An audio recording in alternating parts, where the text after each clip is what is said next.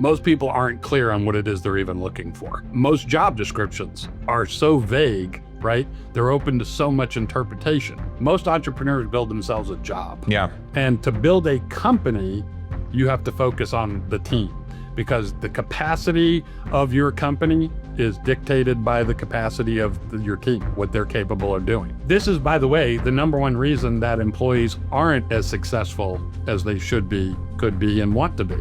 And the answer is... I wanted to start today just by saying thank you for listening. When we first started this show, we had one simple goal of professionalizing this industry. But more importantly, I wanted to give all of you a bit of your life back as entrepreneurs. And I never could have imagined we would have reached this many people. We've had our ups and downs, but man, have we learned so much about what actually brings value to this industry and how we could bring the change that so many of us are working towards. So my ask for you today is simple. It's to subscribe. It's the one free thing that you can do to help drive momentum in everything that we've been working on. So if you get value from this show and you believe in what we've set out to go do, I encourage you to subscribe and be a part of helping us reach this entire industry. Thank you. You're watching Contractor Evolution, the podcast by Breakthrough Academy, where we systemize contracting businesses for growth. Keep watching to learn how the world's top contractors scale their companies, build killer teams, and make more while working less. Mike Matalone, welcome to the show. Happy to have you. Thank you, Danny. Great to be here. Today we will talk all things retention. I assume it's in your book. It's what you live and breathe. And I've got lots of questions for you because awesome. I feel like retention is harder than it's ever been. And I'm actually curious, like, what is going on? Why do people job hop so much more than they have been in the last, 30, 40, 50 years? It seems like it's getting worse. Why is retention such an issue? Opportunities. There's a lot more opportunities out there now. And with the tools, that like Zoom and different AI type of things that are available, just make it so easy now for people to work remotely. And that gives them a lot more options of what they want to do. COVID contributed greatly to that, right? When everybody was forced to work home, it's taught employees that they have those options. And now they're kind of demanding those options. So that's the first thing that's made it a lot more challenging. Have you ever heard of the paradox of choice, where it's like the more decisions, the more decisions we have, the less happier we are with the ones we've made. So I think there might be some element of truth to that, because I think about the job hopping and I'm like, because I personally, what have I done? I did college pro painters for about 8 years. I did one other career for about 3 years, and then I jumped into Breakthrough Academy for the last 10. And I'm like, consistency is probably the only reason I've made it so far at such a young age. But yet everyone else is like, nope, got a job hop. So is it a good thing? Is it a bad thing? I don't know. What you tell me. Yeah, well, it depends, right? It depends why they're hopping, how soon they're hopping. Obviously, if you can provide what employees are seeking, right, then they wouldn't need to hop as much. So, and the number one thing that we hear from candidates why they're looking for a new role is they just didn't feel there was any career growth opportunities at the company that they're at. And that's usually why they're going to hop. And then it goes back to, when are they hopping? Are they happening right away in the first 90 days, or is it happening, 6, 8, 12, 2 years, down the road? So over 33% of all new hires leave in the first 33 days. Yeah, I had a note on that actually. And a big part of it is they're not making informed decisions, is it? Or explain why is that happening? Yeah. Yeah. So the number one reason that they leave in the first 90 days are the I don't knows, right? They get on the job and they go, well, I didn't know I had to do this. I didn't know, I wasn't going to be given these tools and resources like I had in my last job. I didn't know I had to work with you or me or, there's all the unknowns. And the funny thing is when I talk to hiring managers and I say, well, why weren't this person aware? They usually come back and say, well, I didn't want to scare them off. Right.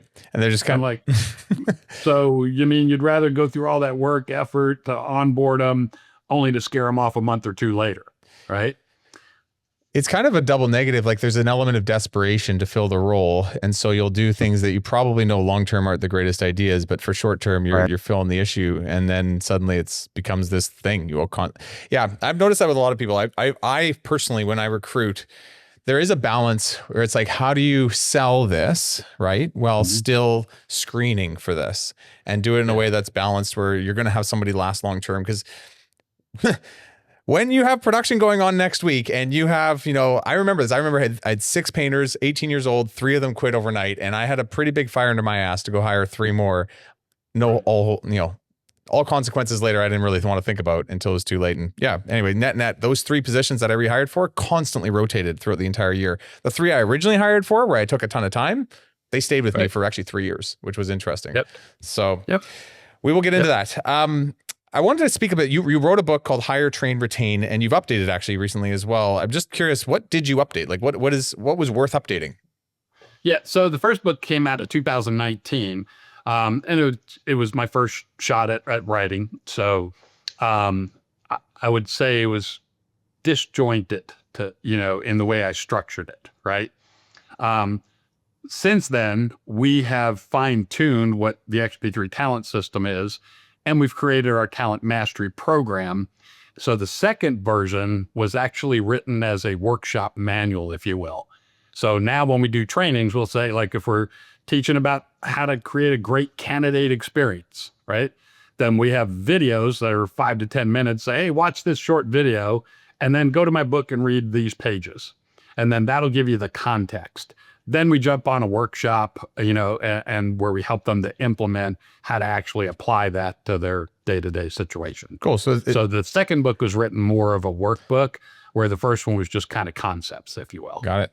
What is the XP3 Talent System? What is, just so, because we're going to talk about it all day today. So what is this thing? Yep. So what it is, it's a scientifically validated methodology to help companies build high-performing teams that drive organizational success, right? And those 2 pieces are critically connected together, because you got to have the systems and processes, as you know, which is what BTA provides. And you got to have people who can execute on those systems and processes. So they go hand in hand. So do you get the people first, right, who create the systems and processes, or you already have the systems and processes, and then you need good people who can execute on them? And you've got the system. So you're kind of like that would be XP. Yeah. Well, and that's the thing I found, looking out there, I found tons of systems, right? We have marketing systems, we have sales systems, we have production systems, financial systems. When it comes to the people element, well, there are, hiring systems out there, obviously. There's even training programs or systems. But what I didn't find when I was out there looking for this, Danny, was an end-to-end system that connected from the full life cycle of the employee. When you first hire them, throughout their whole career with your organization. And it's so important that the pieces connect to each other. So every step in the system should lead to the next thing. For example, when you're hiring, most people are just focused on, is this the right person? And, do they have the knowledge and skill and behaviors, which are all good things you got to look at. But what you should be for recognizing when you're hiring is, if I hire this person, where do I need to focus my training and development in order to get them to be a productive team member as quickly as possible? So you can start identifying training needs in your hiring process. So hence that step leads to your next step. And then your initial onboarding training, you're going to be identifying things about the person now that you're getting to know them and work with them that are going to lead to performance management and retention strategies for that individual. So if you skip any of those steps, right, you're missing critical components to the puzzle. It's one machine, one big idea versus 3 different components. So we'll get into this today. We'll talk a bit about hiring. We'll talk a bit about training. We'll talk a bit about retaining, and how they all work together. I just want to comment on this too. So similar to you, when we bring in members to Breakthrough Academy, we do an audit on their financials. And, the biggest thing I hear from most of them is like, look, we could probably scale our business up further, but we just can't find good people. We can find people. We can't find good people to rely on to actually scale past myself as the owner, or me and a few managers. And then I go into their financials and I look at things and I'm like, so you're spending $50,000 a year on Google AdWords to get work? And they're like, totally. And you're spending $2,000 a year on recruiting ads? And they're like, yeah. And I'm like, And the biggest issue is people. And they're like, well, yeah. And I'm like, there's a fundamental shift that, and it's, to me, it's not just about the money. It's like a representation of the time, money, effort, and focus that goes into this. And to your point, there is a ton of courses out there on how to get more leads, how to sell better, sales and marketing is like the hottest topic ever. And it's not that it's not important. Actually, I think if anything, it is becoming more important right now as the market's shifting a little bit, but it's unbelievable to me how little resources or systems or predefined processes there are out for hiring, right? Like I stumbled on just digital ads stuff and I'm like clicking on a couple of these marketers that will help you create funnels. And now I've got like 50 of them attacking me. I can't find almost anything on recruitment. Yeah. Well, and the other part of that too, Danny, is that even with our system, or there are some other, systems out there for doing this stuff, but to your point, when you're saying, the people, in the companies, they don't put the emphasis on the importance of that system around people. So it's like, you wouldn't go out and build, a project without having a proven method and process, system that you apply to doing that, right? You figure out, if you're a roofing contractor, you don't reinvent the wheel every time you do it. You know what works and you go out and do it. So why would you be any different with your people when you can have a system that helps you to just be repetitive and do the same things over and over that are going to work? For me, it seems obvious, but at some level, it's a pattern. It's how our industry has operated for a very long time. For the people you work with, just even your own insights, like why do you think that is? Why do you think we don't focus on this as much as we should? Why is this a lost art? What are we doing? Why are we doing this? Mindset, right? So unfortunately, a lot of managers, I think, take the approach, if it wasn't for all those damn people knocking on my door and bothering me all day, being a manager would be a great job, right? So, so it's like, no, that is what management is about. Well, and to that point as well, in today's world, going back to your first question, what's changed? Well, nobody wants to be managed, right? But everybody's open to being coached. So the first mind shift there that people need to take is that, you got to become a training and coaching organization if you really want to scale consistently and successfully. But then all your managers need to be performance coaches rather than managers, because coaches are there to help people grow and evolve and learn. And that's a mind shift that needs to take place up front. Yeah, it's kind of like, and I remember doing this where it was like, I need to go hire people to do a job, which sounds really boring and arduous and honestly not that fun, versus I need to go scout my A team to win the championship. And now I'm like, wait a minute. Let's go get the best humans ever and let's go rock and roll and let's go see what we can build together. Yeah. Yeah. Is that kind of what you're speaking to? Exactly. And in fact, one of the meetings I had this morning with one of our clients up in Canada, I was talking to a couple of their project managers and their production manager about career paths and the importance, like not just up at their level, but starting with that laborer that you're hiring, right? That $20 an hour person. If you look at them as just a $20 an hour person that I need to clean up and carry stuff around, then that's what you're going to get. But if you take a different mindset saying that, no, that is the entry level starting point, a foot in the door to work your way up. And if you have a defined career path for those laborers to grow, and for every role, there should always be a next step that in that employee's mind to know what they're working towards, as opposed to just earning my hourly rate and then going home and do whatever I do. Yeah, it's you're basically saying, like, as the owner of a business, you have to ask yourself, are you creating a bunch of jobs or are you creating a bunch of careers? And what does it take to actually create a career within your organization? Is that what you're speaking to? Okay. Yep, exactly what it is. And if you have those career paths, you're going to find your retention is going to start going up significantly because, like I said, number one reason we hear people leave is they didn't think there was a future. So if they know there's a future and a way to get there, which is the second piece of that, then they're going to stick around and they're going to work a lot harder for you and produce a lot better. So let's talk about this. Let's talk about the journey. Let's start with the hiring piece. Let's get into the actual like training piece and we'll get into the retaining piece. But I imagine careers is kind of like the theme that that's going to follow this all the way through. Okay, cool. So yeah, let's start with, I've done so much hiring in my life. And at one point I remember hiring like 100 franchisees a year and hundreds of painters and wow. Anyway, I learned some stuff from it. The biggest thing I realized along the way was the fact that I, as an employer, needed to get clear on what I was even hiring for. So when it comes to role clarity, like how do we determine what these roles even are and what the right fit for these roles, like what's the process to get clear on what we're even looking for? Right. And that I'm glad you brought that up, Danny, because that's the first problem that occurs. Most people aren't clear on what it is they're even looking for, right? Most job descriptions are so vague, right? They're open to so much interpretation. So, for example, you might say in your job ad, you must be proficient in the Microsoft Office suite, right? Well, there's two problems with that statement, yet most job descriptions have that in there. Your definition of proficient versus mine and the candidates can be completely different, right? So you're basing your assessment of this person based on what you define proficient, but they're going to base it on something else. So that's the first challenge. You know, the second piece with just that one too is you're asking them to be proficient in a suite, and most people don't even know what all is in that suite. There are 8 applications, but most companies only use 3. Most jobs use 1 or 2.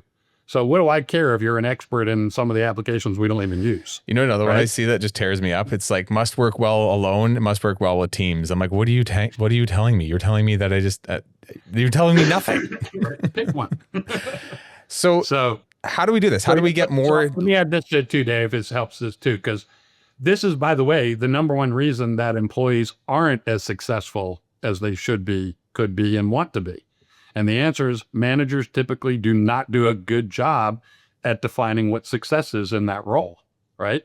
So take even that simple application I was talking about. Like, first off, if you know they're only going to use Word and Excel and Outlook, then assess them against those 3. But don't use words like proficient. So when we're talking to the candidate or screening them, we'll say, hey, here's the 3 applications you're going to use. Right? And by the way, this is just the example. I would also throw in every other application they use. Rank yourself as a novice, intermediate, or expert on each of these applications, right? That you will be using day to day in your job. And for any of them that you've ranked yourself as an intermediate or expert, I need you to tell me why you believe you're an expert, for example. So Microsoft Excel, right? Don't tell me you're an expert at Microsoft Excel because you've used it for 15 years. I've been using it without dating myself ever since it came out. And I'm barely an intermediate, right? If you're an expert, you can teach a class on it. You can create all formulas. You can create pivot tables, Gantt charts, right? There's pretty much nothing you can't do. And when I explain that to candidates after they rank themselves as an expert, they'll go, oh, yeah, well, I can't do any of those things. So I guess maybe I'm only an intermediate. And then you can kind of drill down and figure out what that means as well. But that's a classic example of defining success just at a basic level of an application. Getting down to the specifics versus the overarching, like I'm good or I'm bad. It's like, no, that's subjective. What's the objective truth is usually in the stories or the specifics of that element or that area. The other part too is you have to decide, right, what level of expertise do you need? So this is because the old, well, I've never done that, Danny, but I'm smart, I can learn. Well, as the hiring manager, you got to decide, well, A, can you teach? B, do you have the time for them to learn? Because most things don't happen overnight. Sometimes it takes years to develop a skill set. So can you afford the learning curve? And that helps you to get clear on what it exactly is that you're looking for and at what level you need to come in at. I remember speaking to this years ago, which was your training program directly translates into how skilled your person that you hire needs to be. If you've got a robust in-house training process, you can go after the younger, greener human beings that are probably a little easier to find, more moldable. Yep. But if your training process sucks, you have to go after these more skilled, experienced people, which usually honestly come with a lot more baggage and ways of doing things that aren't your company culture way. And so it's matching that up and deciding how much time, effort, resources do we have in our training to decide how much skill is required for the baseline set of this role for the person coming in. Yeah, that's a big piece of it. The other part of it is figuring out how soon do I need this person to be productive, right? And what does productive mean for that role? So let's take a project manager. I'm hiring a new project manager, and after 30 days of onboarding training, learning about our systems, processes, materials, tools, et cetera, I need you out there running jobs on your own, right? Well, if that is your requirement, right, that timeline of 30 days running jobs on your own, well, then the level of knowledge and skill that PM needs to bring to the job to start with needs to be way higher than that person you were talking about that, hey, you know what? I got 6 months before you're running jobs completely on your own, right? Well, then you can lower your expectations on the knowledge and skill of what you're looking for because you now have that time. So the the point I'm making, Danny, is the time of when you need the results drives the level of knowledge and skill that the person needs to bring. Here's another question on this. The amount of different things that a role should have in it, because I see this in smaller businesses, right? When you're at $1 million, $2 million a year, you tend to hire somebody that does 3 different jobs or 4 different jobs.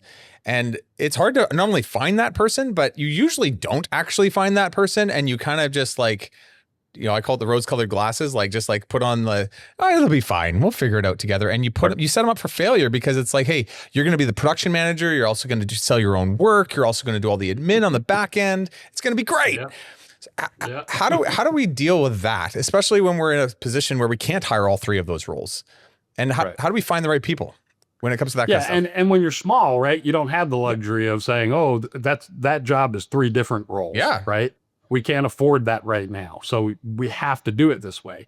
Well, then it goes back to then decide which of those elements is the most important driver to your success, and recognize that you're probably not going to find someone who's an expert at all of them. Mm-hmm. Right.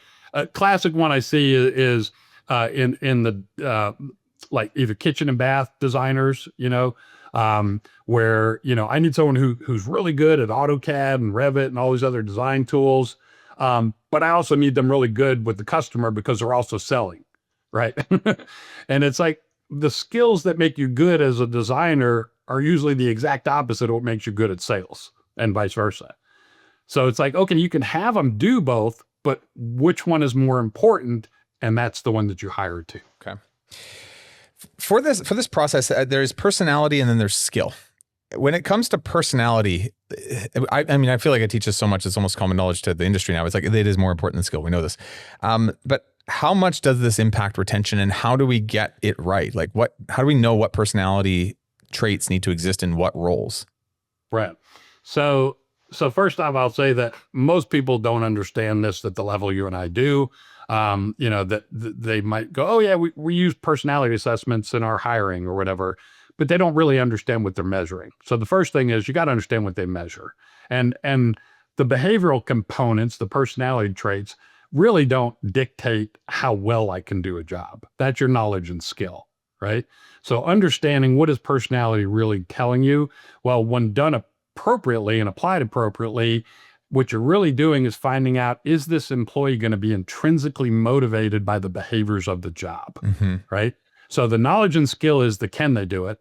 The behavioral personality side is, do they want to do it? Mm. Are they going to enjoy it? And in order to get someone who's consistently productive at a high level, then you got to have both, right? And in the ideal world, that's what you're looking for. But go back to that example you gave with some entry-level person, well, I'm not looking for a lot of skill because we can train. Then put a lot more emphasis on the personality and the behavior. But once there's skill requirements there, then they're equal, right? You got to look at both, but never make a decision on hiring somebody just on one of those factors alone. You need as much data as possible. So that's the first part. Second part of what you asked is, how do you do it? So you want to use an assessment tool that has a target job profiling tool component. So like, for example, I know the Predictive Index does. We use a tool called the MPO. They have it. And there's probably a half a dozen other tools out there that have those. But you go in and you select, well, what are the behavioral competencies that are required, to be a project manager at your company? And this is the difference. So DISC, that I know most people are familiar with, DISC has standard profiles that they provide and say, hey, this is a good one for a salesperson. This is a good one for a PM. And they're close. And the good thing to understand is that this is behavioral science, and behavioral science is is good enough science. So that'll work if you have that target. But these other tools I mentioned actually help you to drill deeper because, you may be doing the same exact thing as your competitor down the road, as far as the products you sell, the services you deliver, but the way you run your company, your culture, the way you manage could be completely different. Therefore, that might change some of those behavioral attributes that you need for your project manager versus that company down the road. So pinpointing what you need is the starting point and having a benchmark to measure against. You're bringing up a third thing that I feel like is just separate. So it's kind of like personality, skill, and then there's like core values or culture fit. Is that its own thing? The cultural fit. Yeah. Like I'm just thinking about like if you've got the personality to have a tenacity to work outside all day and hard work is like tenacity's definition, or attainment, you like to set and hit goals. These are like personality preferences that lead you to be a good, worker in the field, or attainment might lead you to be a good salesperson because you like to set and hit goals. But then there's culture fit, which is like your values and what you care about. Is that a third thing, or is that just a part of the personality profiling?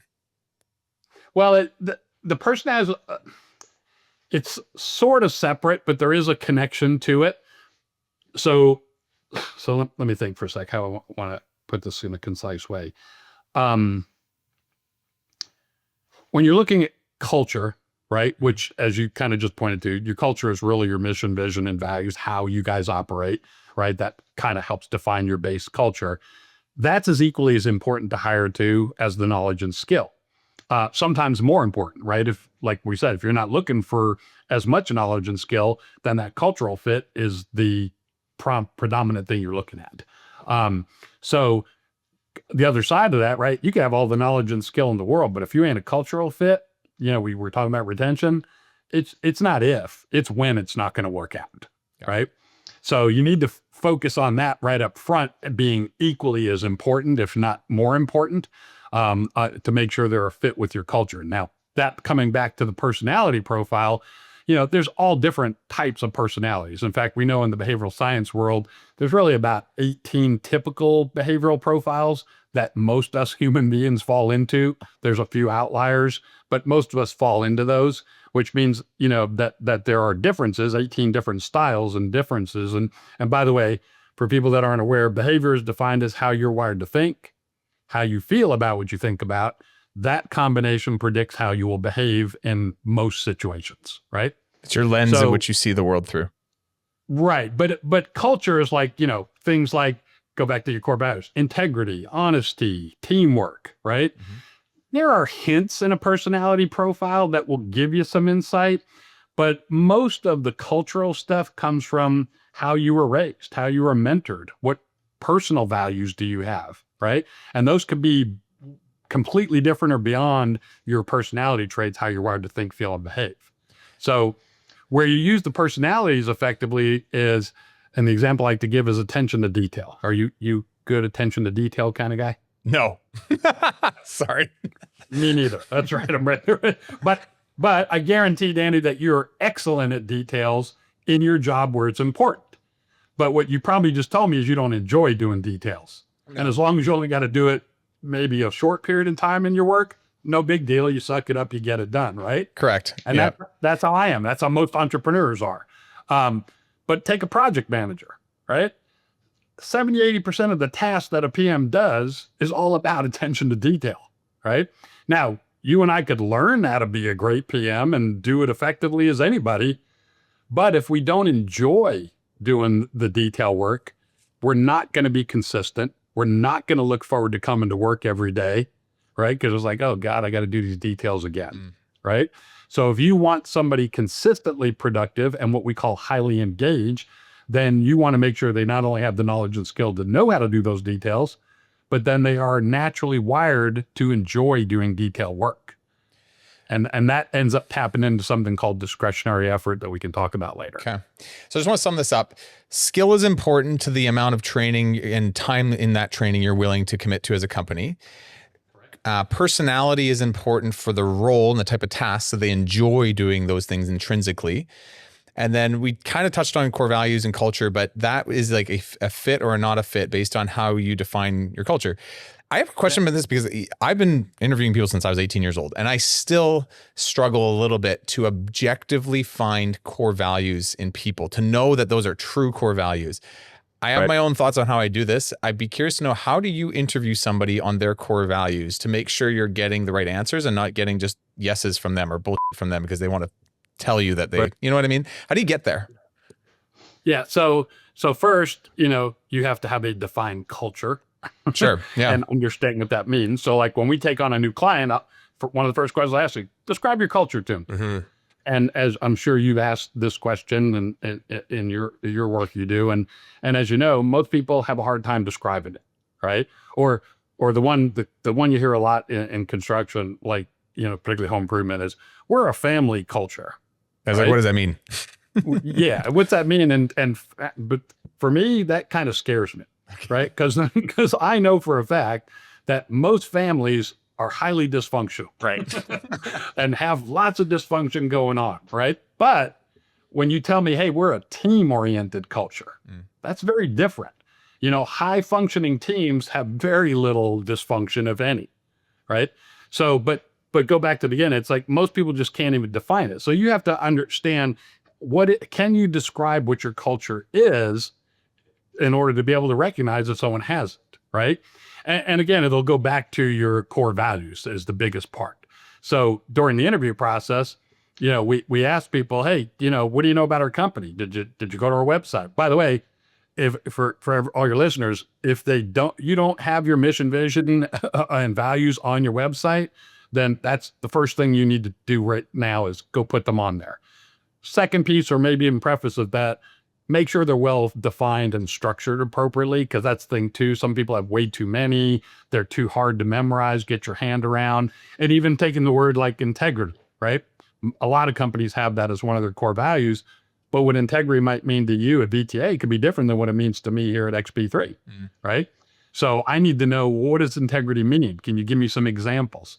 Now, once I hear that, right, now I can ask the candidate questions around integrity and find out if they're in sync with what your meaning is and if that will match up. I'll tell you what I have experimented with, and it works-ish, is I don't just look at where they've exemplified those core values in their life, but I look at where they've been challenged and how they reacted. And I'm less worried about, where they've like exemplified all the good scenarios. I'm like, where have you been super challenged to actually like be the natural state of you? Because one of our values is be real. And so I'm like, in what scenarios have you felt the most awkward, the most out of place, where you had to put on a mask? How did you deal with that? How did that impact you? What did you think about that? What did you learn from that? And I want to see what their reaction is to it. And if you can tell, they're like, it was so not me. It was so, like, and they're getting into more of the detail around wanting to shift that, or they found a way to shift that.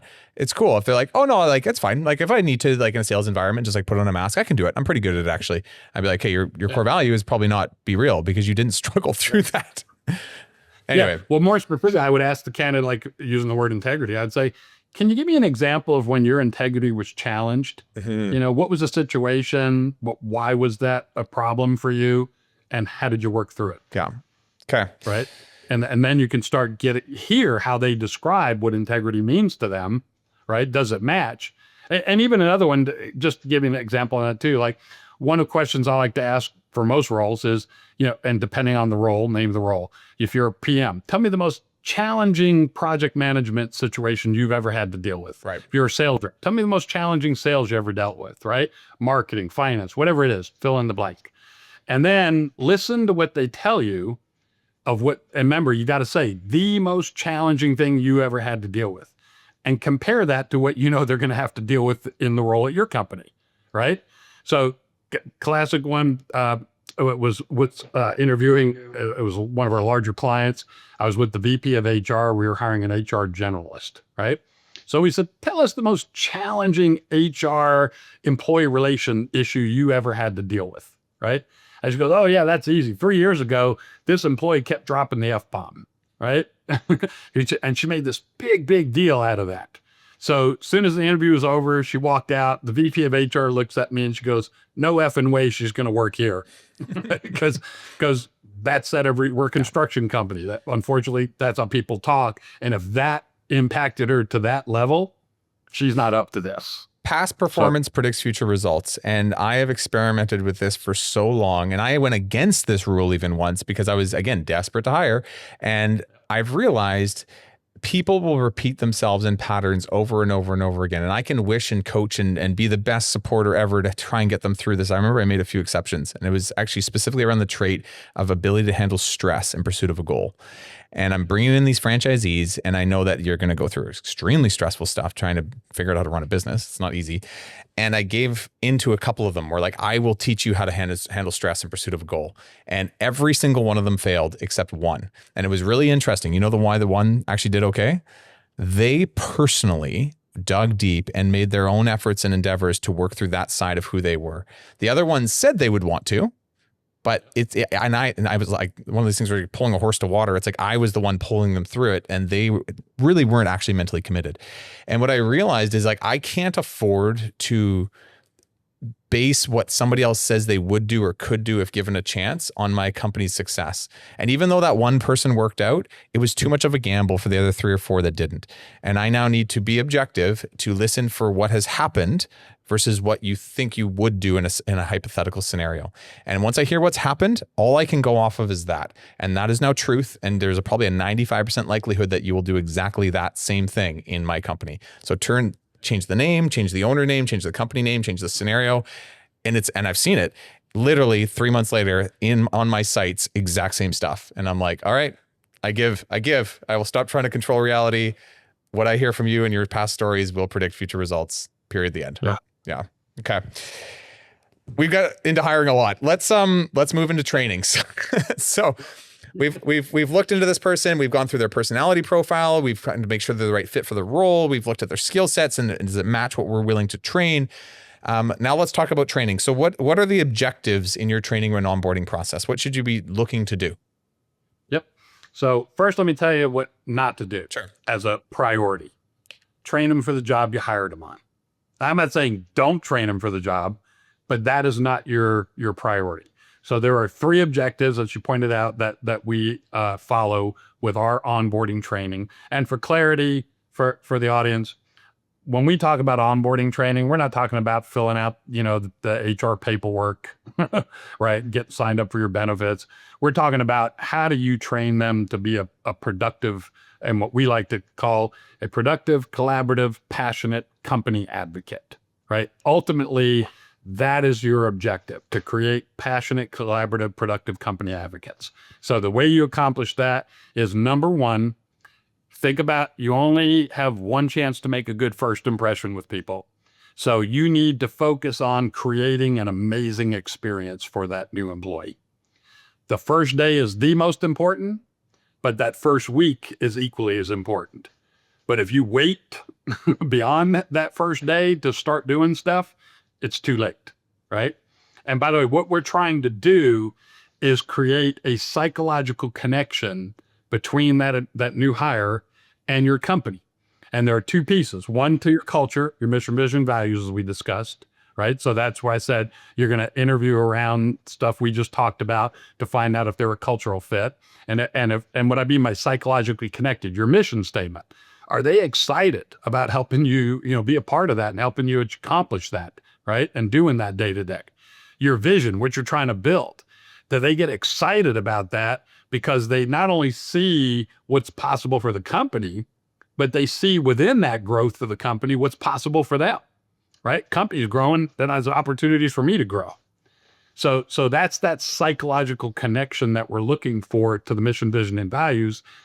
And that's further enhanced when you start onboarding them, is creating that great experience takes that to another level. And it's simple things, Danny, like just be organized, have a structured plan. Don't shoot from the hip and wing it. The old, hey, go to HR and fill out the paperwork, and then you're going to go shadow this guy, or I'm going to sit you in this room and you're going to read this material and watch a bunch of videos all day, right? I'm not saying there's nothing wrong with reading and watching videos. We have them. That's a great, tool to help educate people, but you don't want that to be day 1 sitting in a room doing that all day long, right? Mm-hmm. So create a great experience, be organized, be structured, be purposeful about how you welcome them, how you greet them. If they got an office, make sure it's cleaned out, the old person's stuff. I don't know about you. I started a job years ago where I showed up. The receptionist had no idea who I was, why I was supposed to be there. First off, she was looking down, playing a game or whatever for probably 5 minutes before she even looked up to say hello, and then had this big attitude like, what do you want? And so I said, I'm the new employee, and I'm supposed to report. And she goes, well, nobody told me about it. It's like, okay, not my fault. So kind of the opposite, right? You know what I think about when you say that? I think about when I go to hang out with somebody else's friend group. I don't know if you Mhm. like, I'm thinking about like, I don't know these friends, but I've got this one friend that I kind of know, and he's inviting me in to go for a boat trip with them or whatever it is. And it's like that first interaction will either make that fishing trip with those group of guys that I don't know at all the best day ever, or I'm going to be Yep. socially awkward sitting on the side of the boat fishing on my own while they all have a good time. And it's kind of Exactly. like getting them into the culture and getting them into the vibe where it's like, you're a part of us now. Let's rock and Yep. roll versus, hey, we all know each other and good luck, Yep. trying to fit in. Is that kind of what you mean? Yeah. By the way, that's objective 3 that we'll come to. Okay. Sorry, I'm getting ahead of it. That's right. That's right. Objective 2, right? So objective 1, just create an amazing onboarding experience, right? Something they don't get elsewhere. And again, it just be lots of little things like, if you got a reception area, you could get a little sign, welcome Danny to our team, right? When you first walk in, just little stuff like that. Or, if they got an office, put a little gift basket or something in there. Just things like that go a long way to creating that psychological connection to your organization. Is it fair to just put yourself in their shoes a little bit? Because I think all the things you're saying, Sure. I'm like, if you just put yourself in their shoes and you're like, this person doesn't know anybody and their career and their paycheck and everything's about to come from this. How are they what are they thinking about? What are they feeling? What are they going through? And using that to help dictate how you build that first amazing experience. Exactly. Okay, cool. Yep. All right. Yep. All right. Objective 2, help them understand the big picture. Right. So meaning, we help hire carpenters. I was talking to this one carpenter one time. He said, look, he goes, been a carpenter 25 years, worked for a dozen different companies. He said, my usual routine starting the company, go in, fill out the HR paperwork. I get shuffled off in the field to go do my job. Right. He goes, besides the HR person, I never met anybody inside the company, didn't know who did what. I didn't understand how the company worked other than we build X, right? So help them understand the big picture. So what we help our clients do is create a project journey. So how do we, I get leads? What happens with marketing? Then what happens to hand off, to the call center or to sales? How are jobs sold? And again, it's not teaching them how to do all this stuff. It's just helping them understand, look, this is what happens for them when a lead first comes in to when we complete a project and close it out, right? These are the different, maybe 10 steps that we go through. So helping them understand that big picture. And then also, instead of you maybe saying, as their hiring manager, and this is another mistake that most companies make, is they only have one person doing the training, right? Which is hard on you if you're the one having to do it all. But you also miss out on objective 3. And objective 3 is build relationships that lead to collaboration. Mm-hmm. And the reason that those 2 elements are so critically important, Danny, is here in the States, I don't know if you're familiar with the Society for Human Resource Managers, SHRM. Nope. Kind of the HR go-to association. And it's where HR people get certified, if you will, right? Anyway, it's a big organization out of Washington, D.C., been around forever. They do a lot of research as well. And year after year, over the last probably 15 years or more, their research has pointed to one of the number 1 factors that leads to retention are relationships with other employees. Right. And they've even got it down to the more relationships, they've tracked it to longer retention and less likely to accept an offer from outside if someone, comes after them. And then collaboration, right? You're not going to collaborate unless you have a relationship and know who these people are, right? So for example, when we hire salespeople, right? First thing we do is we bring in the marketing team. Let them introduce themselves, not just, hey, I'm Mike, I'm the social media manager, right? Or the event manager, but it's like, hey, I'm Mike Matalone. Let me tell you a little bit about me, right? Here's where I live. Here's what I do. I'm with my wife. I live with my kids, my dogs, when I'm not working, I love doing this, but here's what my job is here, right? And here's how I support you, right? And then, so we went through, we have all the marketing people introduce themselves so they get to know them personally, as well as why they love working at your company. That's another piece we have them tell. Why do you love working here? Oh, I love working here because of this or that. And usually you're going to hear themes along the cultural line, right? So doing that, what we found is the salespeople complaining about the shitty leads that they get, right?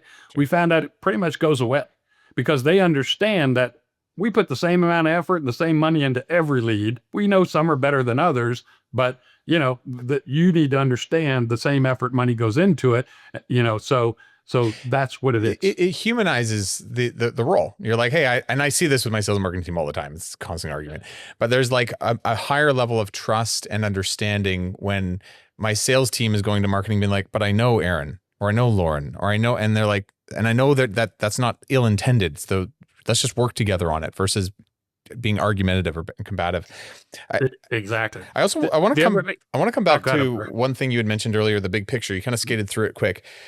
I was thinking about what you're saying, where you're like, you want to have them kind of see the whole production line of everything that's going on. We actually do this in our company as well. Actually, it's funny. So sitting right over there, no one can see him on camera, but is Chris, who is, anyways, he just started with us and he's here at the podcast today to see this part of how we do what we do. But this instills critical thinking, does it not? Because like I think about these roles where it's like I do this widget piece making thing in the production line, and if you don't understand the bigger picture, you're never going to be able to think critically. And so there's so much locked inside of you that probably never actually gets used because you're just a number on a big. And this is like smaller companies don't have this issue as much, but I watch as businesses get bigger, and it's like people turn off their critical thinking brains, and I think they actually have them. I think they just don't use them because they were never trained that was a part of the process. That was okay. Anyway, I just want to comment on that because I was like, that to me seems like the biggest stuff. And so, like I said, the marketing thing I was talking about is part of that big picture. Another piece of the big picture, we send those salespeople out in the field for a day to work with the project managers and see how we actually built, right? And then and again, it's the same introduction that the project manager tells us about them personally, why they love working at the company. So you got to give them an introduction outline to follow, and then have them explain, this is what I do to support you.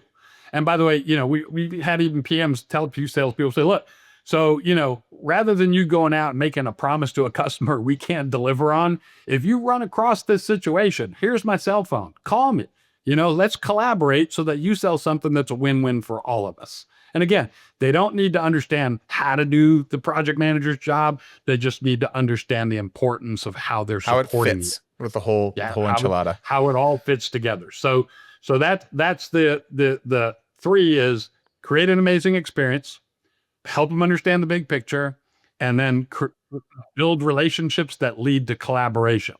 Those are the three objectives that will lead to creating a passionate, collaborative, productive company advocate. And is it fair to say what you're talking about is kind of the context to the content of skill training along the way? Is that what we're, because we didn't even talk about skills. So it's at some point, these guys got to learn how to do their job. But this is that usually happens on day 3 or 4. Sure.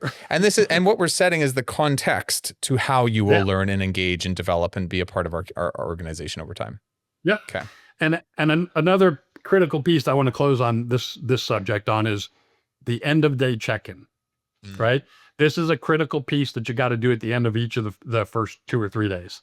So, but you tell the new employee up front, right? So, hey, look, at the end of the day, I'm going to ask you about each session that you go through. So part of being organized, right? Hey, the first session you're going to sit in is maybe with the company president who's going to go over our mission, vision, and values. And by the way, you need to learn and memorize those, by X time, right? Over the next week or 2. And we're going to test you on it, right? So pay attention, take notes. Then you're going to go sit down with finance, and they're going to tell you how you get paid. Then you're going to go sit down with our sales manager who's going to walk you through sales, or with our marketing person, then our project manager. So when I said organized, you have a laid out schedule, right? So they know exactly what to expect over the couple of days. But then you tell them, at the end of the day, I'm going to ask you 2 questions. What did we do well so we can continue doing that for all other new hires? And by the way, this is important that you tell them. The reason we're asking this is we value your opinions as a new employee. Sometimes we're too close to things and we appreciate your outside perspective. By showing them that you value their opinions and you're going to ask for them on day 1, right, helps to create that psychological bond and connection to your organization. The second question that I'm going to ask you is, I said, Danny, I want you to tell me what could have been better. And I'm not looking, and it's so important you have to tell them, I'm not looking for you to critique us and be critical, because no new employees ever going to want to do that, right? Or most, right? There's exceptions. Depends on their core values. Yeah, so you got to tell them. What I'm looking for is maybe that session on marketing needed more time, or it would have been better if you had some visuals, or the project journey, if you would have had a chart that kind of showed me how each step goes, that visual could have been helpful. So if you tell people what you're looking for, they'll step up and give it to you. So when we first started doing this program years ago, we were working with a design build firm that we had hired a project manager, an estimator, a kitchen and bath designer, and a lead carpenter. They all started the same day. They all went through this 3-day onboarding training program that I've been describing. At the end of the day, we asked them the 2 questions. First person to speak up was the carpenter I was talking about earlier, who said, look, I'm in my jeans. I expected to come in, fill out paperwork, and be shoveled off in the field.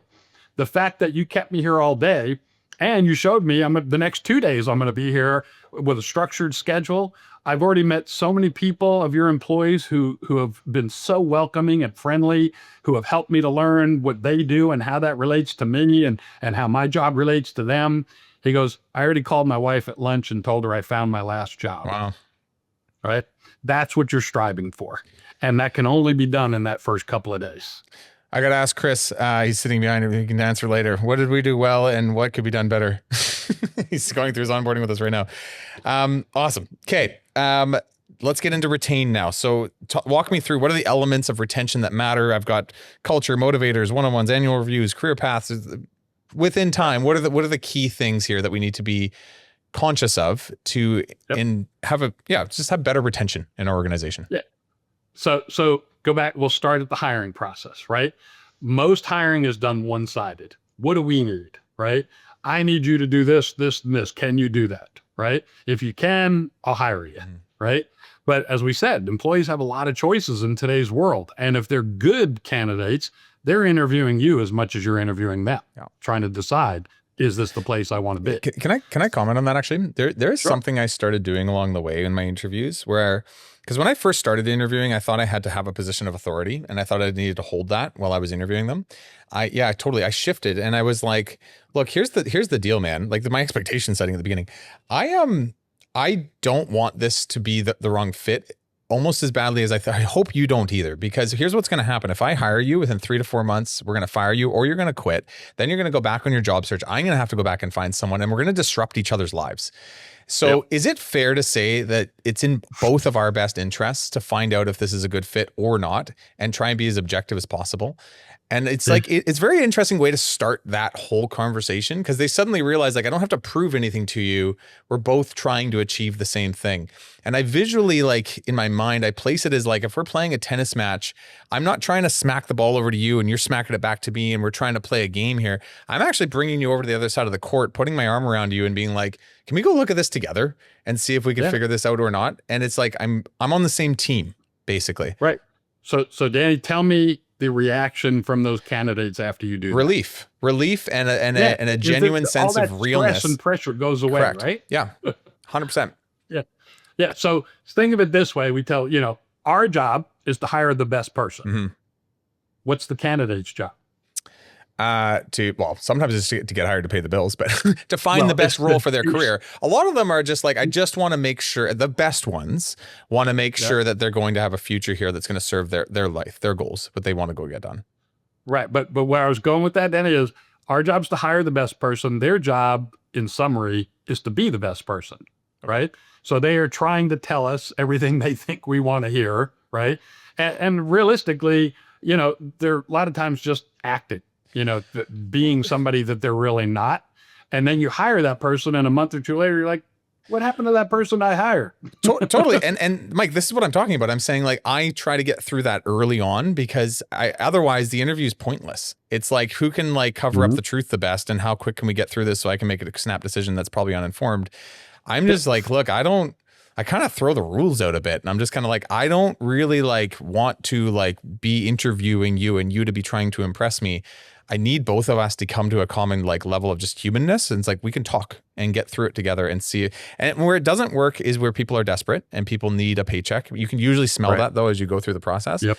The best candidates though, I find are like, thank God.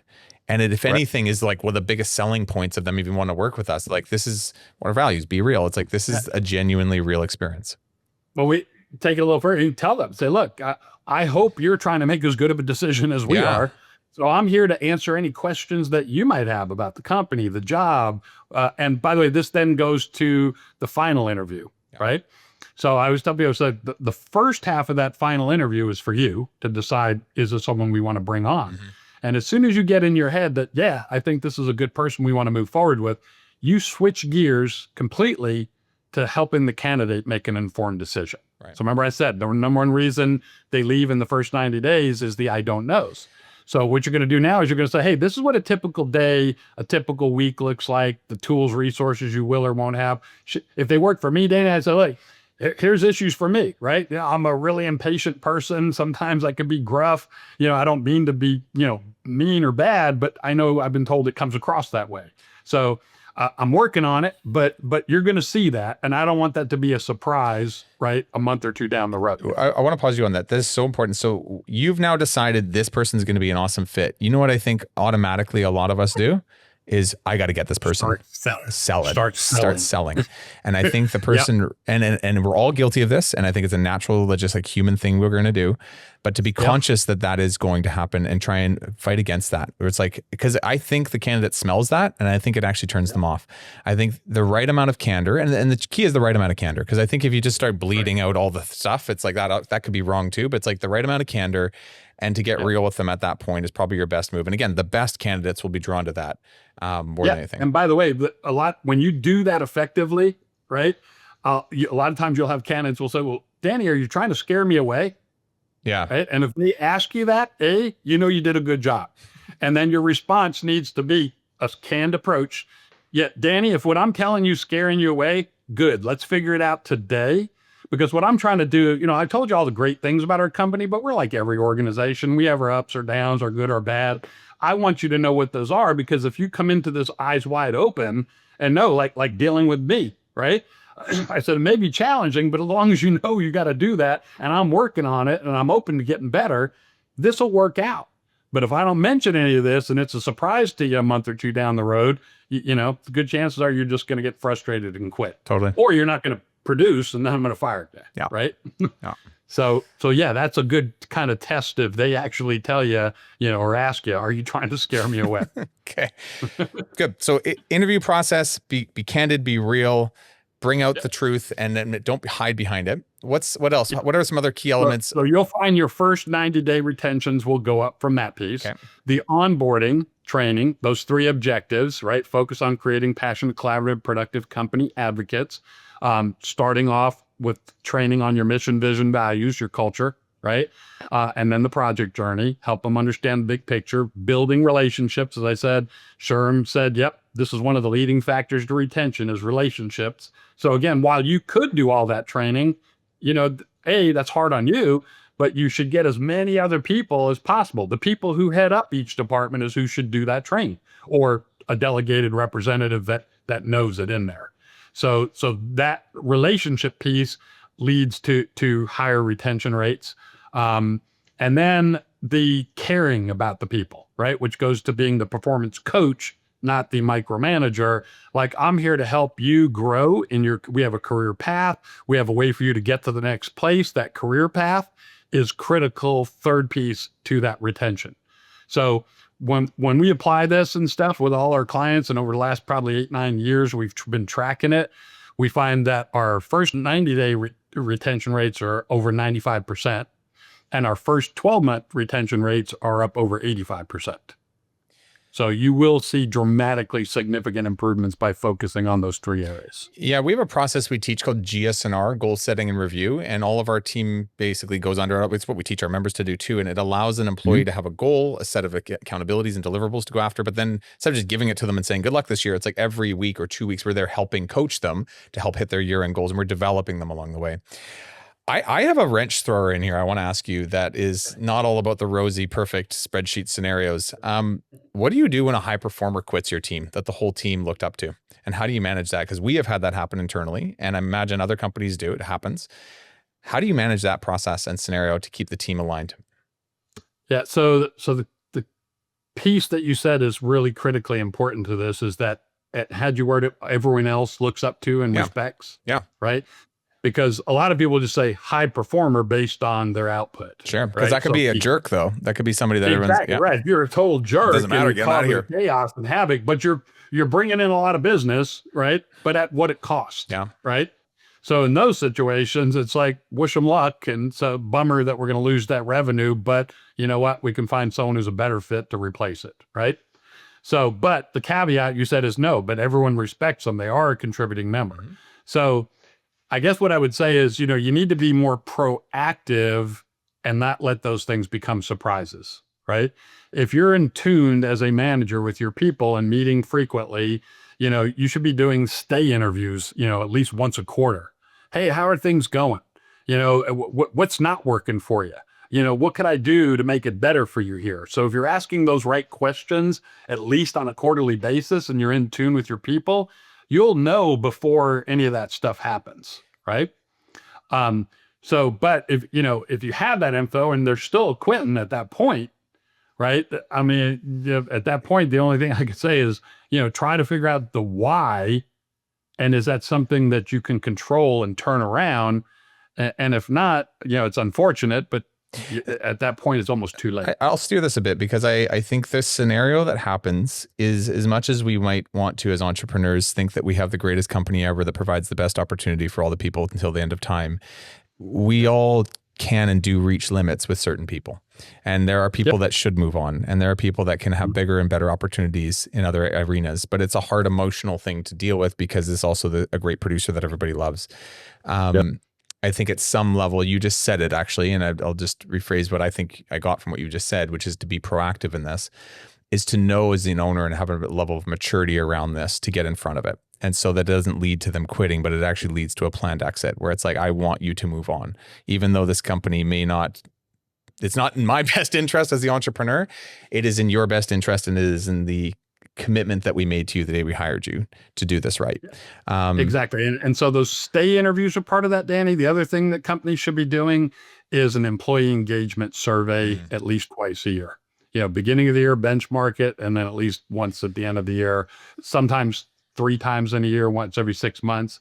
But if you're using the right employee engagement assessment, you'll get insights as to what's working, what's not working, and where you need to make adjustments to make sure you have that thriving culture that people want to be a part of. And that's fair. As you get bigger, I've noticed that too. It's easier to not be able to know. You just don't know. You're just like, as the owner of an organization, you actually probably know the least about what happens internally every single day and where people are all at. So especially as things grow.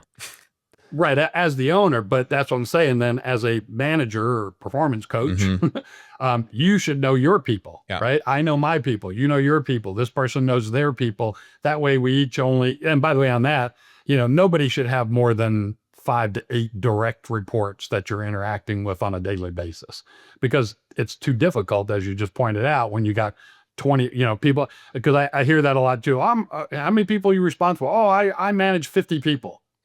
Really? How do you do that? You don't even have time in a week to talk to 50 people. And if you're being effective as a manager, you need to be talking probably daily, at least, once every other day. But if you can manage that, right, then your folks, I know my folks, and we can stay more on top of that as opposed to one person trying to figure it all out. 5 to 8. That's just a good number for people to know. 5 to 8, because I think it says 2. Well, it's below. Is it 20? No, definitely not. But 5 to 8, I've heard that before. 8 is what I've heard, but 5 to 8. That's a good little cool. Yeah, and it depends on the complexity of what they do and how much things change in their role, right? So I usually say, look, once you get to about 8, in any role, then you need an assistant person who's kind of there to help take some of that load from you on the day-to-day. Makes sense. This is awesome, Mike. This is good. So we're at time-ish. We can keep going if you want. I just want to know, like, anything else we should be touching on that we haven't hit on? Is there any other major things that I haven't hit on with you that we should be talking about? All right. So we talked about the hiring. We talked about the onboarding, talked about retention elements, talked about the importance of mission, vision, values in your culture. What else? I think we covered quite a bit. Yeah, let me say this, because I could talk for hours, as you're probably aware, but let me say this, because in the spirit of all the things we did cover, which is a lot, and people are listening to a podcast, it's like, there's no way they're going to do all these things. So what is probably the lowest hanging fruit, highest impact thing of everything we just talked about that someone listening right now could go take action on and actually see some pretty tangible results? Because it's like, it's obvious, it's simple, it's quick to implement. What is the one thing, do you think? One, and it's probably just because this is what we just talked about. Do the stay interviews, right? With your direct reports. So and you can contact me. I'm happy to give people those questions, or go out on Google or Chat GPT and ask what are great stay interview questions. You'll get a whole bunch of them, and then pick the ones that are appropriate for your company and department. Start doing those so you're aware of where people's heads are. That's probably a low hanging fruit. Okay. The other one is learn about employee engagement. So, lots of books you can read, including mine. We have a whole chapter just on that, because it is the secret sauce that helps you to tap in. Oh, yeah. So this is the one we didn't talk about that I mentioned earlier, discretionary effort, right? So discretionary effort, there's been tons of studies around this. Gallup, McKinsey, other huge consulting firms have done this. And they figured out that the average employee only puts in about 40 to 60% of their capacity, right? That means they got another 40 to 60% that they choose whether or not they're going to put that in. So take the owner, right? An owner puts in that effort, right? Why? Go back to what I said. And this is really what employee engagement is. It's a psychological connection to the company, your mission, vision, values. So if you're the owner, they're your mission, your vision, and your values. So hopefully you're connected to those psychologically, right? And what that means is you'll put in whatever effort it takes to help the company succeed that mission, vision, right? You live and die by those values. So that's the first part.